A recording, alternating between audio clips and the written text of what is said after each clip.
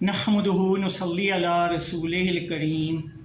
اما بعد اعوذ باللہ من الشیطان الرجیم بسم اللہ الرحمن الرحیم شرع لکم من الدین ما وصی بہ نوحا والذی اوحینا الیک وما وصی بہ ابراہیم وموسیٰ وعیسیٰ ان اقیموا الدین ولا تتفرقوا فیہ صدق اللہ العظیم۔ نہایت قابل احترام سامعین کرام، آج میں نے سورہ شورى کی ایک آیت آپ کے سامنے تلاوت کی اور آج کی میری گفتگو کا موضوع ہے فریضہ اقامت دین۔ تو سامعین محترم، اللہ رب العالمین سورہ شورى میں فرماتا ہے شرع لکم من الدین ما وصی بہ نوحا والذین اوحینا الیک، اسی نے تمہارے لیے دین کا وہی طریقہ مقرر کیا ہے جس کا حکم اس نے نوح کو دیا اور جس نے تمہاری طرف اور جسے ہم نے تمہاری طرف وحی کے ذریعے حکم بھیجا اور پھر آگے فرمایا وما وصی بہ ابراہیم وموسیٰ وعیسیٰ ان اقیموا الدین، اور اسی کی ہدایت ہم دے چکے ہیں حضرت موسیٰ علیہ السلام کو، حضرت عیسیٰ علیہ السلام کو اور حضرت ابراہیم علیہ السلام کو۔ وما وصی بہ ابراہیم وموسیٰ وعیسیٰ ان اقیموا الدین، کہ دین کو قائم کرو، ولا تتفرقوا فیہ، اور اس میں کسی قسم کا تفرقہ نہ کرو۔ تو سامعین کرام، ہم ان آیات کے اوپر جب غور و فکر کرتے ہیں تو سب سے پہلے ہم دیکھتے ہیں کہ اس دنیا کے اوپر ہم اپنی مرضی سے نہیں آئے ہیں، اور ہمیں جو بھی کچھ دیا گیا ہے وہ ہم نے خود نہیں بنایا، بلکہ ہمیں ایک عنایت کی گئی ہے کہ انعام اللہ رب العالمین نے دیا ہے۔ جس طرح کہ میری اور آپ کی آنکھیں ہیں جس سے ہم دیکھتے ہیں، دنیا کے کتنے مناظر دیکھتے ہیں، وہ تا حد نظر آسمانوں کو دیکھتے ہیں، اور اسی طرح زمین کے وہ گوشے گوشے تک ہم دیکھتے ہیں۔ ہمیں اللہ رب العالمین نے عقل دی ہے، اس عقل کے ذریعے سے ہم سوچتے ہیں اور غور و فکر کر کے نئی نئی ایجادات کرتے ہیں، اس کے ساتھ ساتھ زندگی گزارنے کے ہم طریقے ڈھونڈتے ہیں کہ کس طرح سے ہم اپنی زندگی کو آسان بنائیں۔ اسی طرح اللہ رب العالمین نے ہمیں کان دیے ہیں جن کے ذریعے سے ہم سن کے چیزوں کے اوپر عمل کریں۔ اللہ تعالیٰ نے ہمیں یہ زبان دی ہے جس کے ذریعے ہم باتوں کا اظہار کریں، اپنے پیغام کو لوگوں تک پہنچائیں۔ اسی طرح اللہ نے ہمیں دل بھی دیا اور تمام اعضاء بھی دیے۔ تو یہ کیا چیز ہے کہ یہ اللہ رب العالمین کا ایک عطیہ ہے ہمارے لیے، اللہ رب العالمین کا ایک تحفہ ہے کہ جس طرح کہ میں اور آپ اگر ہم کوئی مکان بنائیں تو یہ کہتے ہیں کہ ہم نے یہ مکان بنایا، لیکن ہم یہ نہیں کہہ سکتے کہ ہم نے آنکھیں بنائی ہیں یا اپنا دماغ بنایا ہے۔ یہ ساری چیزیں اللہ رب العالمین نے ہمیں دے کے اس دنیا کے اوپر بھیجا، اور ہم خود اس دنیا کے اوپر نہیں آئے بلکہ اللہ رب العالمین نے یہاں ہمیں بھیجا ہے، اور ایک محدود مدت کے لیے ہمیں بھیجا، اور اس محدود مدت کا مقصد بھی یہ تھا کہ اللہ رب العالمین نے ہمیں یہاں بھیجا۔ تو جس طرح کہ آپ دیکھیں کہ میں اور آپ انسان ہیں، تو ہمیں اس دنیا کے اوپر اس لیے بھیجا کہ یہاں ہم اپنی زندگی کے نظام کو چلائیں۔ تو جس طرح کہ آپ دیکھیں کہ انسان کے علاوہ اگر کسی اور جانور کا جو بچہ ہے وہ اگر پیدا ہوتا ہے تو اس کو اس کے والدین جو ہے وہ اس کی اگر دیکھ بھال نہ بھی کریں، لیکن وہ ادھر ادھر سے بھی اپنی رزق کا بندوبست کر لیتا ہے، اس کے اندر وہ سوچنے سمجھنے کی صلاحیتیں تو ہوتی ہیں۔ لیکن اللہ رب العالمین نے اس انسان کو اس طرح پیدا کیا ہے کہ وہ سماجی جانور ہے، سائنس کی زبان میں دو انسانوں، اس کا جب تک انسانوں کے ساتھ معاشرے کے ساتھ تعلق نہیں ہوگا تو وہ اپنی زندگی بسر نہیں کرے گا۔ اور اس تعلق کے پیچھے بھی ایک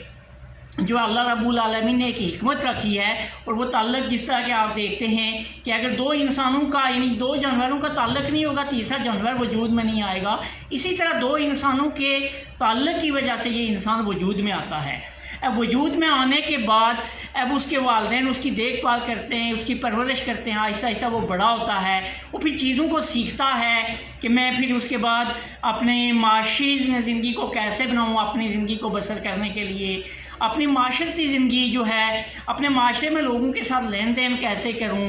اور اسی طرح یہ ساری چیزیں اس کو سکھائی جاتی ہیں۔ تو اب وہ اس معاشرے سے سیکھتا ہے اور انسان پھر سیکھ کے بہت آگے جاتا ہے، لیکن اس کے ساتھ ساتھ اللہ رب العالمین نے اس انسانیت کی تخلیق کے ساتھ ہی کچھ اپنے مخصوص بندے، کچھ اپنے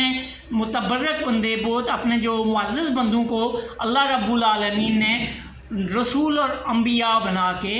بھیجا، تاکہ وہ اللہ رب العالمین نے چونکہ باقی جانداروں کو تو اس لیے پیدا کیا ہے کہ یعنی وہ صرف کھاتے پیتے ہیں اور کوئی ان کی معاشرتی زندگی نہیں ہوتی ہے، یعنی وہ بس کھاتے پیتے ہیں، زندگی بسر کرتے ہیں اور چلے جاتے ہیں۔ یہ علیحدہ بات ہے کہ تمام چرند پرند اس اللہ رب العالمین کی تسبیح بیان کرتے ہیں، لیکن ہم انسان ہوتے ہوئے بھی بعض اوقات اس تسبیح میں جو ہے وہ یعنی اس انداز سے ہم یعنی حق ادا نہیں کرتے ہیں۔ تو اب انسان کو تخلیق اس لیے کیا اور وہ انبیاء اس لیے بھیجے تاکہ یہ جو ایک زندگی جو اس کو دی گئی ہے اس کے مطابق وہ اپنی زندگی، جو اس کو نظام دیا جا رہا ہے اس کے مطابق اپنی زندگی بسر کرے۔ لیکن یہ انسان پھر بہت سارے خود نظام بھی بناتا ہے، کہتا ہے یہ بہترین ہیں، حالانکہ ایسی بات نہیں۔ جو اللہ رب العالمین نے وہ انبیاء، وہ رسول بھیجے، وہ اپنے دور کی قوموں کو جو زندگی دیتے تھے وہ بھی فطرت کے مطابق وہ زندگی ہوتی ہے، لیکن انسان جو ہے چونکہ اس کو اللہ نے عقل بھی دی ہے، شعور بھی دیا ہے، تو یہ اپنے نئے نئے طریقے بھی ایجاد کرتا ہے اور ان طریقوں کو ایجاد کرتے ہوئے اپنی زندگی کو اپنے مقاصد کے مطابق بسر کرتا ہے۔ لیکن وہیں سے جا کے میں اور آپ یعنی ہم راست سے ہٹ جانے والے ہوتے ہیں، کیونکہ اللہ رب العالمین نے یعنی جتنے انبیاء بھیجے انہوں نے طریقہ کار بتایا کہ اس دائرے کے اندر رہتے ہوئے میں نے اور آپ نے اپنی معاشی زندگی بھی بسر کرنی ہے، اپنی معاشرتی زندگی بھی بسر کرنی ہے، ہم نے قوانین کا خیال بھی رکھنا ہے، ہم نے اپنے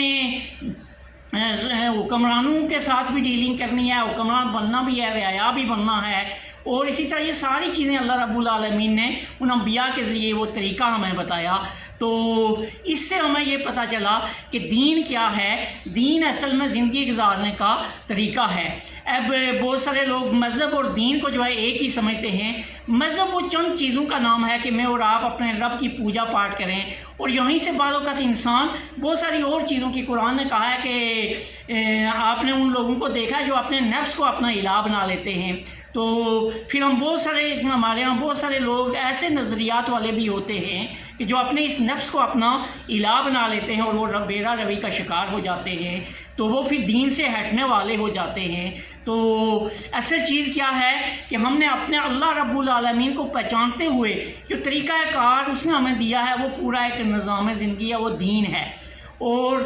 دین مذہب جو ہے وہ دین کے اندر ہے، جبکہ دین مذہب کے اندر نہیں ہے۔ یعنی دین جو ہے وہ ایک واسٹ جو ہے نا زندگی گزارنے کا طریقہ ہے، اور مذہب اس کا ایک جز ہے۔ یعنی میں اور آپ جو عبادت کرتے ہیں تو اس سے ہم اپنے رب کے ساتھ ملاقات کرتے ہیں، لیکن جو رب نے ہمیں حکم دیا ہے اس میں عبادات صرف یہی نہیں ہے کہ ہم نماز، روزہ، حج و زکوٰۃ ادا کریں، بس یہ زندگی ہے، بلکہ اللہ نے ہمیں معاشی زندگی جو دی ہے وہ بھی ایک طریقہ کار کے مطابق دی ہے، معاشرتی زندگی دی ہے وہ بھی ایک طریقہ کار کے تحت دی ہے، ہماری جو عدالتی زندگی ہمیں بتائی ہے وہ بھی ایک طریقہ کار کے مطابق، جو حکومتوں کے ایوانوں کی زندگی ہے وہ بھی ایک طریقہ کار کے مطابق دی ہے۔ تو جس طرح کہ آپ دیکھیں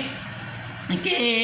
یعنی اللہ رب العالمین نے یعنی ہمیں بتایا کہ جس طرح قرآن میں ساری کو ساری کا تو فقطہ ہوا ہی دیا عما، یہ بھی حکم ہے لیکن ہم اس کو ٹال دیتے ہیں، جبکہ دوسری طرف واقعی الصلاۃ و آتوا الزکوٰۃ، اس کے اوپر اگر میں اور آپ عمل کریں گے تو اللہ کے ایک حکم کو تو ہم نے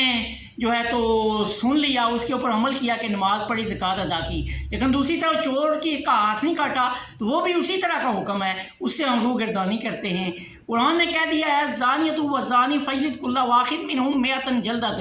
کہ ایک بدکار مرد اور عورت ان کو 100 دورے مارو، اور اگر وہ شادی شدہ ہیں تو ان کو سنسار کرنے کا کہا گیا ہے۔ اس کے اوپر ہم عمل نہیں کریں گے، اور نماز کے اوپر ہم عمل کریں گے، اسی طرح کتب علیکم الصیام، روزہ تو رکھ لیں گے، یعنی ہم اگر آسان جو ہے وہ احکام کی پیروی کریں گے اور مشکل احکام کو چھوڑ دیں گے۔ قرآن نے ہمیں بتا دیا کہ لا تاکلوا الربا اضعافا مضاعفا، کہ وہ جو بڑھا کے وہ سود نہ لیں، تو سود کو حرام قرار دیا، اور نبی مہربان صلی اللہ علیہ وسلم نے فرمایا کہ اللہ اور اس کے رسول کے خلاف یہ کھلی جنگ ہے۔ تو اگر میں اور آپ، یہ قرآن نے بھی کہا بھی حرب من اللہ و رسولی، تو اللہ اور اس کے رسول کے خلاف کھلی جنگ کرنے کے لیے اللہ کے اس حکم کو تو نہیں مان رہے ہیں. تو یعنی یہ چیز اگر ہم کر رہے ہیں، ادخلوا فی السلم کافہ میں نہیں آتے ہیں پھر ہم. تو اب کیا چیز ہوئی کہ میری اور آپ کی زندگی کا مقصد کیا ہے کہ ہم دین کے مطابق اپنی زندگی گزاریں، کیونکہ اللہ رب العالمین نے فرمایا ان الدین عند اللہ الاسلام. تو اب وہی دین تمام انبیاء کے اوپر آتا رہا، اور میری اور آپ کی یہ ذمہ داری ہے کہ ہم اس دین کے مطابق اپنی زندگی کو گزاریں. تو اب جس طرح کہ میں نے کہا کہ ہم اپنی سوچ کے مطابق اپنی زندگی کو گزارتے ہیں، تو ہم دیکھیں کہ اگر یعنی انسان ہیں ہم نے بہت سارے اور نظام بنا لیے. یہود و نصارہ کا نظام ہے جو یعنی سودی نظام، جس کو اللہ نے بھی مانا کیا ہے، ان کے انبیاء بھی مانا کرتے تھے، لیکن ہماری اس وقت پوری امت مسلمہ میں بھی وہ سود جو ہے وہ ہماری معیشت کے اندر شامل ہو چکا ہے. اسی طرح جو ہمارا معاشرتی نظام ہے، اللہ رب العالمین نے سورہ نساء میں پورے وہ رشتے بھی بتا دیے. اسی طرح سورہ نور میں ہمیں یہ بتا دیا کہ قل المؤمنون یغضوا ابصارهم ویحفظوا فروجهم ذلک ازکی لکم ان اللہ یعلم بما یصنعون. یعنی مردوں کے لیے یہ کہا گیا کہ اگر کسی عورت کے اوپر اپنی نظریں جو ہے اگر کسی عورت کے اوپر پڑے تو آپ فوراً اپنی نظریں جھکا لیجئے اور اپنی شرمگاہوں کی حفاظت کے لیے کیجئے، یہ تمہارے لیے بہتر ہے. اور یہی چیز آگے والی آیت میں قل المؤمنین یغضضن ابصارہن، یعنی مومن عورتوں کے لیے بھی یہ کہا گیا کہ جب کسی غیر محرم پہ نظر پڑے تو اپنی نظروں کو جھکائیں. تو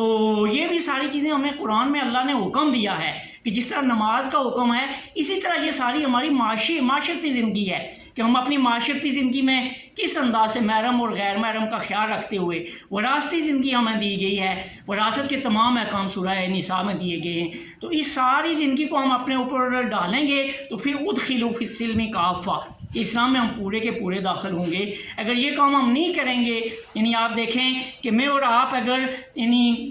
زندگی گزار رہے ہیں تو ہم نے معاشی زندگی کرنی ہے، معاشی زندگی گزارنی ہے تو ہم نے تجارت بھی کرنی ہے. وہاں ہمارا لین دین کیسا ہونا چاہیے؟ ایمانداری کے اوپر ہو، ہم ملاوٹ نہیں کرنے والے ہوں، چونکہ نبی مہربان صلی اللہ علیہ وسلم نے فرمایا الراشی والمرتشی کلاہما فی النار. نبی مہربان صلی اللہ علیہ وسلم نے فرمایا کہ یہ بھی حدیث ہے، یہ اس کے اوپر بھی آئے گا کہ رشوت دینے والا اور لینے والا، اس کے اوپر بھی ہم آئیں گے.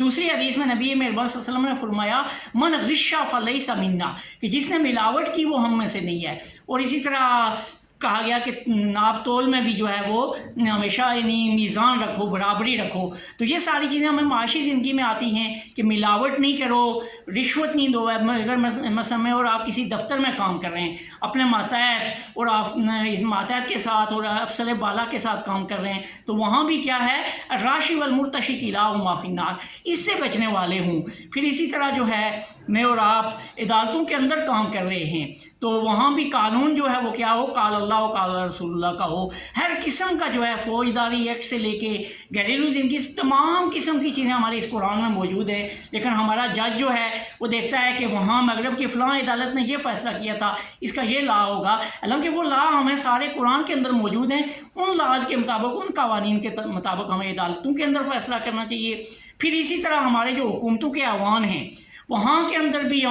جو ہے ہمارے حکمرانوں کی بھی یہ ذمہ داری ہے کہ وہ قرآن و سنت کے نظام کے علم بردار بنیں. یعنی قرآن و سنت کا نظام نافذ کریں گے تو پوری دنیا کے اوپر امت مسلمہ جو ہے وہ ترقی کے عروج پہ پہنچے گی. وہیں سے وہ تعلیم کا نظام بھی بنائیں گے، وہیں سے وہ ساری جو معاشرت یہ ساری چیزیں بنائیں گے. تو اسی کے لیے پھر جو ہے یہی چیز جب میری اور آپ کی زندگی کے اندر آئے گی تو پھر کیا ہوگا کہ ہم اقامت دین والے ہوں گے. اب اقامت دین کیا ہے؟ اس کے لیے جس طرح کہ سورہ کاف میں اللہ رب العالمین نے فرمایا ہے، وہ حضرت موسیٰ علیہ السلام کا اور حضرت خضر علیہ السلام کا واقعہ بیان کرتے ہوئے اللہ رب العالمین نے فرمایا فَوَجَدَ فِيهَا جِدَارًا يُرِيدُ أَن يَنقَضَ فَأَقَامَهُ، کہ انہوں نے ایک دیوار کو پایا جو گرنے والی تھی، ایب گری یا تب گری بالکل گرنے والی تھی. فَأَقَامَهُ، بس انہوں نے اس کو درست کر دیا. کہ جس طرح ایک دیوار گرنے والی ہو، اس کی اینٹیں اکھاڑ کے دوبارہ اس دیوار کو بنا دیا جائے، دیواریں بنا کے اس کے اوپر چھت بنا دی جائے. تو یہ سارا کیا ہو گیا، اس کی اقامت ہو گئی۔ اور اسی طرح دیکھیں کہ جس طرح میں اور آپ نماز پڑھتے ہیں تو نماز کا بھی پورا ایک سسٹم ہے، پہلے اذان ہوتی ہے، پھر اقامت ہوتی ہے قد قامت الصلاۃ، پھر اس کے بعد پورا ایک جو ہے نا سارے لوگ اکٹھے ہوتے ہیں، اور پھر ایک امام امامت کرتا ہے، اقامت ہوتی ہے قد قامت الصلاۃ۔ تو یہ اقامت ہے قائم کرنا۔ اسی طرح دین کو قائم، جس طرح کہ نماز کو قائم کرنے کا حکم ہے، اسی طرح دین کو قائم کرنے کا حکم بھی ہے۔ اور دین ہماری پوری زندگی ہے، ہمیں یعنی گھر سے لے کے ہمارے گھر سے لے کے ہمارے محلے میں، پھر محلے سے لے کے ہمارے شہر میں، شہر سے لے کے پورے ملک میں، اور ملک سے لے کے پھر پوری جو ہے تو دنیا کے اندر جو ہے نا یہ پورا ایک نظام زندگی ہے۔ تو اگر مثلا میں دیکھوں کہ پاکستان میں رہتے ہیں تو ہمارے پنجاب میں تو حکومت کا کوئی اور نظام ہے، ہمارے سندھ میں کوئی اور نظام ہو، یعنی اگر 5-6 حکمران ہوں تو پھر اس ملک کا نظام درم برم ہو جائے گا۔ تو حکم صرف جو ہے نا حکم جس طرح یعنی ہم اس زمین کے اوپر اللہ کے نائب آئے ہیں تو حکم پھر اس اللہ کا چلے گا، اس کے نائب کی حیثیت سے ہم نے کام کرنا ہے، اس کے نظام کو ہم نے نافذ کرنا ہے۔ ہماری معیشت جو ہے وہ بھی غیر سودی ہو، مضاربہ اور مشارکہ کے اصولوں کے تحت ہو، ہماری معاشرتی زندگی بھی جو ہے وہی قرآن کے اصولوں کے مطابق اور سورہ حجرات کے مطابق، سورہ نساء کے مطابق۔ اسی طرح ہمارے عدالتوں کے اندر بھی قال اللہ و قال رسول اللہ کا نظام ہو، پھر اسی طرح حکومتوں کے اندر بھی قال اللہ اور قال رسول اللہ کا نظام ہو۔ جب یہ ساری چیزیں آئیں گی تو پھر ہم فریضہ اقامت دین کرنے والے ہوں گے، جس کے لیے اللہ رب العالمین نے سورہ شورى میں کہا شرع لکم من الدین ما وصى به نوحا والذی اوحینا الیک وما وصى به ابراہیم وموسیٰ وعیسیٰ ان اقیموا الدین ولا تتفرقوا فیہ، کہ